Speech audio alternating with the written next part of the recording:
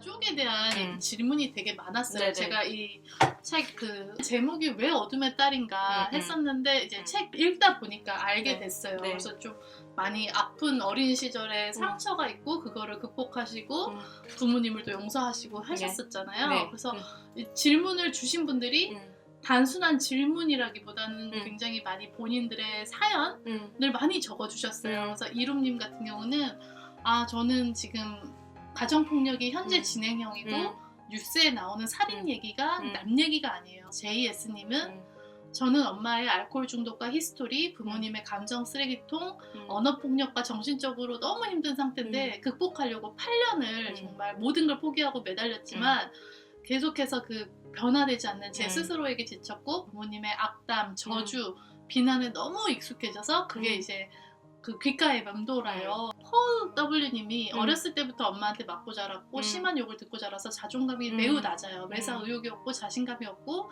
기죽어 있고 이걸 극복한 줄 알았는데 결국 그 끝에 마주하는 건 여전히 똑같이 나약한 제 모습입니다.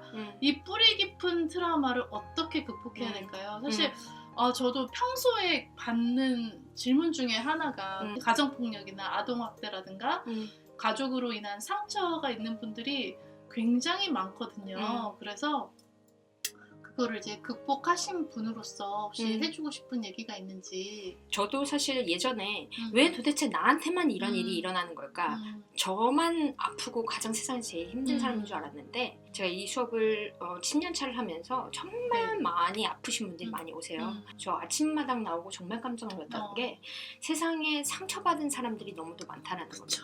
그래서 저는 그분들에게 일단 마음에 위안을 좀 전해드리고 싶고요. 나한테 일어나는 일이라고 예전에 생각을 했거든요. 나한테, to me라고 하죠, 영어로는. 근데 나를 위해서, for me라고 생각을 해요. 나를 위해서 그 일은 일어난 거라고 생각을 합니다. 우리는 여기에 태어난 이유가 있고 여기서 우리가 풀어야 할 숙제들이 있는 것 같아요. 근데 그 상황들은 내가 바꿀 수가 없잖아요. 그렇죠? 우리 부모님 바꿀 수 있어요? 저는 부모님을 많이 해드렸어요. 근데 결과적으로 안 바뀌시더라고요. 맞아요. 그냥 그거를 받아들이는 나의 태도가 바뀌었죠. 맞아요. 맞아요. 맞습니다. 그래서 그 상황이나 부모님은 내가 바꿀 수가 없습니다. 근데 제가 그 바라보는 시선을 바꾸기 시작했고 질문을 바꾸기 시작했습니다. 예전에는 왜 도대체 왜 나만 이런 부모님 밑에서 찌질하게 이렇게 살아야 되냐 이 질문을 했다면 이 상황에서 어떻게 극복해 나가고 내 삶을 바꿀 수 있을까? 그리고 부모님과 어떻게 관계 회복을 할 수 있을까라는 질문에 포커스를 맞췄더니 아까 질문 중에 또 지금 부모님과의 관계 어떠시냐고 물어보셨는데요. 정말 좋습니다. 예전에는 언어적으로 저도 굉장히 억압을 당했기 때문에 그 표현하는데도 굉장히 서툴렀어요. 감사합니다라는 표현도 제대로 못했거든요. 근데 표현에 있어서 제가 조금 적극적으로 바뀌기 시작했어요. 아버지한테 어느 날은 술을 둘이서 포장마차에서 엄청나게 마신 적이 있었어요. 제가 왜냐면 이 책이 출간이 되잖아요. 그러려면 아버지가 분명히 이걸 읽으실 거 아니에요. 그쵸. 그래서 아버지와의 관계 회복이 필요했고 그래서 이 책 제목만 얘기하러 3번을 가서 술을 이만큼 마시고 집에 다시 돌아오고 이만큼 마시고 다시 못한 거죠.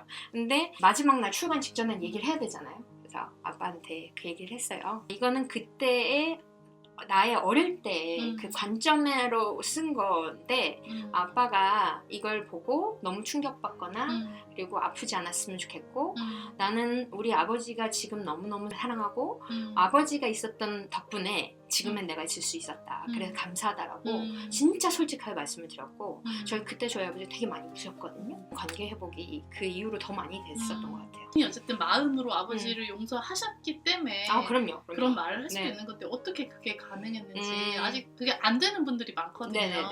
제가 용서라는 책을요 별의별 책을 다 사서 읽었고 명상센터에도 찾아가고 마음 상태가 용서가 안 되고선 다시 예전으로 돌아가더라고요. 그래서 용서는 자기 자신을 위한 사랑이다라는 표현을 보고 용서가 굉장히 되어야 된다는 걸 머리로는 알고 있는데 가슴이 안 되는 거예요.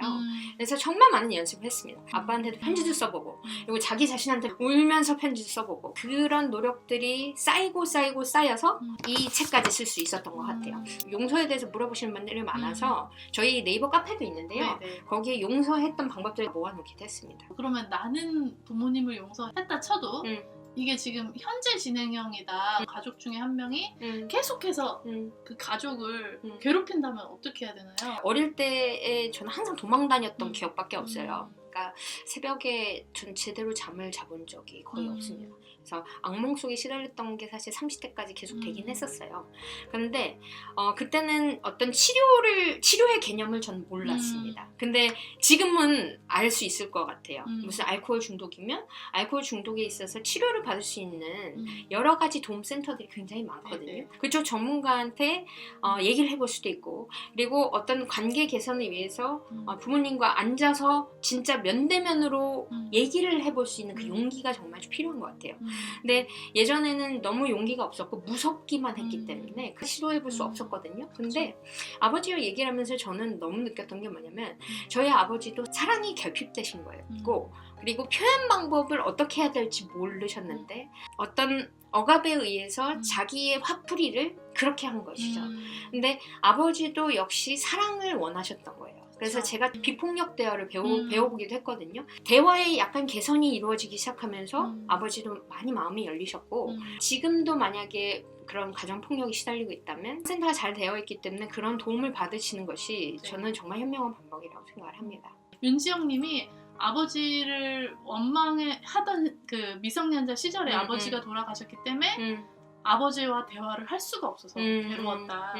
대화를 할 수 있는 것 자체가 부럽습니다. 그렇죠. 이런 관점이면 아버지 살아있는 것만으로도 감사하실 그쵸. 수도 있는 그렇죠. 거죠, 사실. 네. 네.